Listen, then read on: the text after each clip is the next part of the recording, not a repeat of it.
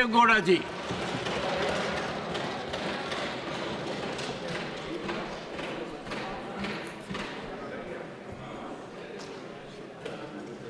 Thank you very much, sir. I heard thought-provoking speech of the leader of the House. I very closely watching, hearing the speech made by the leader about the reservation and various issues in the last 75 years he brought to the notice of the August House. I am not going to react on these issues. Sir, only one word I appeal to the President and the leader of this House.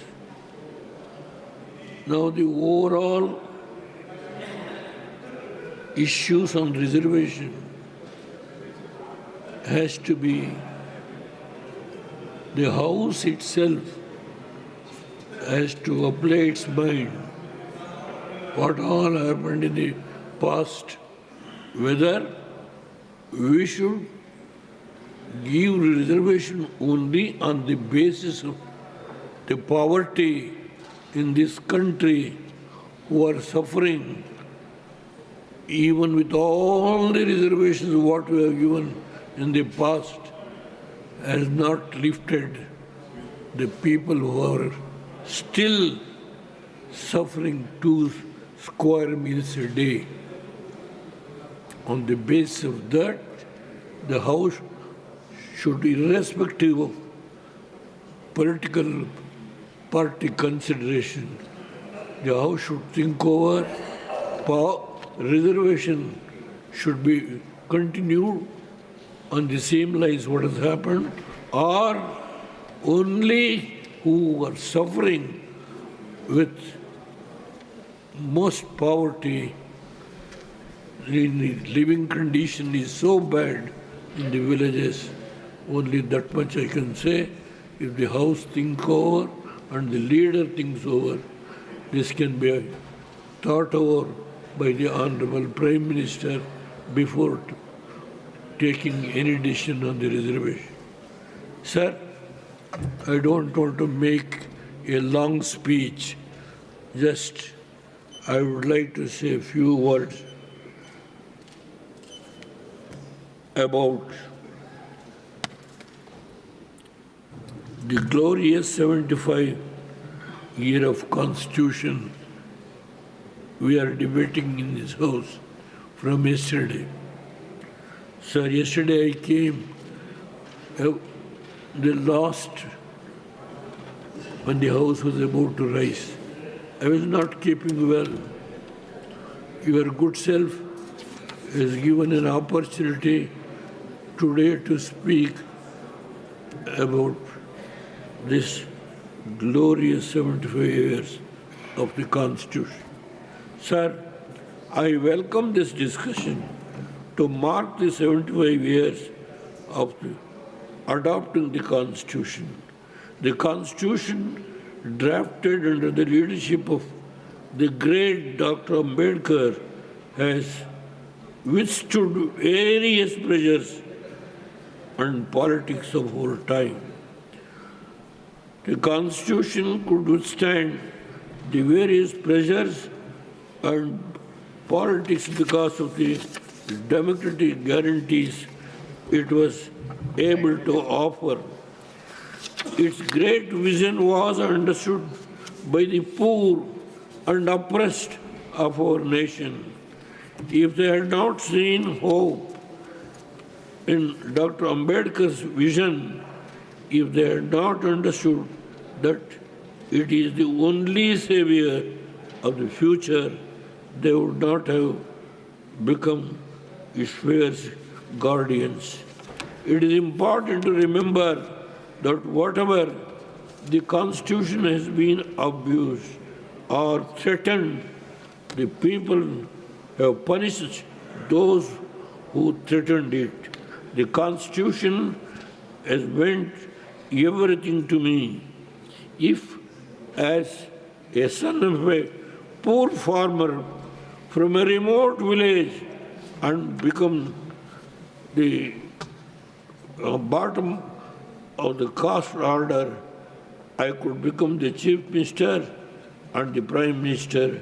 It is only because of the Constitution made it possible. Sir, when I become the prime minister, whatever corner of our nation I went, people told me that my rise to the top gave them great hope.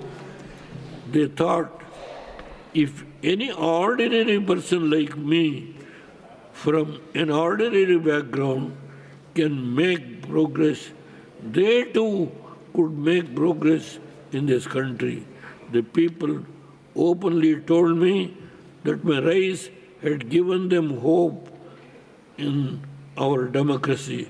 Whatever the elite and illustrious Delhi said, whatever conspiracy they hatched, pulled me down, how much ever they ridiculed me by my dress, how much they have my language and my accent. People in every corner of India celebrated my rise. For them, it was a celebration of the potential and diversity of this nation. It is therefore, as Prime Minister, I found a great satisfaction in working for the neglected part of our nation. I was the first Prime Minister to spend 7 days in Northeast, and after an economic package to the region was given by me 6,100 crores, and also a monitoring cell in the PMO's office was constituted, and Shukla Commission make a detailed development plan of the region. I was the only PM visit Kashmir in 320 days. I was hardly there for 10 months, and I conducted the election during that period, and it was purely on the democratic process. Thereafter, the government was established by then Farooq Abdullah. Sir, I would like to recount here what happened 50 years ago when the Constitution was suspended, when the emergency was declared. Nearly the entire political opposition of this nation was sent to jail, and youngsters of this generation do not realize how bad situation was then. I too was sent to jail at that time. When I was put in jail, my father was unable to withstand the mental pressure of the imprisonment, and as a result lost his mental well-being, and eventually he died. This was because to see him created deep fear in him, that those people who goes to him said, your son will not come out of jail, because the emergency was clamped by Madam Indira Gandhi. Earlier, my father has lost 3 sons and his wife due to epidemic. Now, when he lost his mind, I was the only son. He was unable to bear the mental agony. During this period, he expired. I was sent to cremate by parole to my village. I don't want to say what all I have suffered during that period. So many people, thousands of people have gone to jail. Several important leaders were kept in jail, and I don't want to say their names. During the emergency period, lakhs of people have gone to jail. Many at that time went to my personal experience for their political belief and democratic values. It is all done for political survival of just one person. Sir, I would like to mention few words. It is during emergency that the nation has realized the liberties and freedoms that the Constitution had guaranteed us. We have one of the finest constitutions in the world. The architecture ensures the balance of power between the various institutional pillars of our democracy. If recognizes our diversity and our federal structure, and at the same time ensure there is enough power at the center to hold everything together. After the end of one-party era in 1997, India has successfully demonstrated the broad coalition could do much more in terms of development and protected our democratic ethos. I ran a coalition of 13 parties for the first time, and the economic record, the democratic credentials of that diverse government I led has been well recognized. I have been well recognized.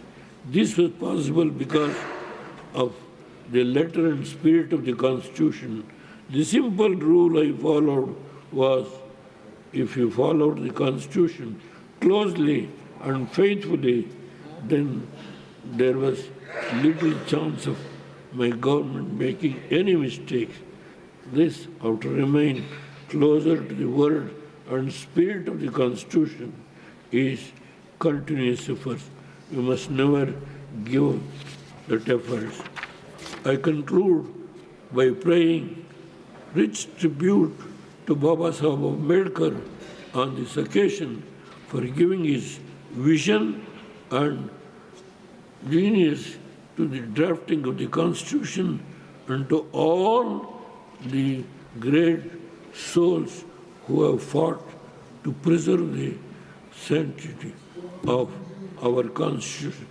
May we celebrate the centenary of our Constitution and its many centenaries that lie ahead in the glorious future of this nation.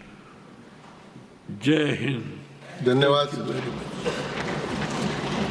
Sushri Sushmita Dev 3 minutes. Dhanyavad, sir. I think the shortest